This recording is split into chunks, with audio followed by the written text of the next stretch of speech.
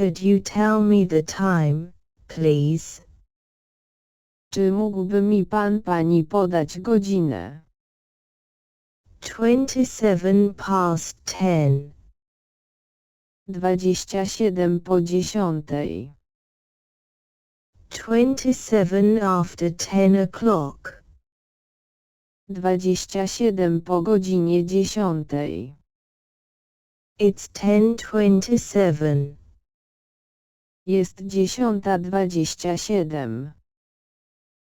The time is 10:27 a.m. Jest godzina 10:27 rano. 10:27 in the morning. 10:27 rano.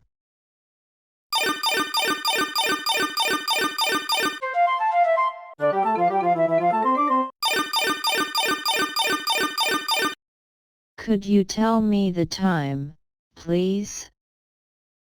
27 past 10. Could you tell me the time, please? 27 after 10 o'clock. Could you tell me the time, please? It's 10:27. Could you tell me the time, please? The time is 10:27 a.m. Could you tell me the time, please? 10:27 in the morning.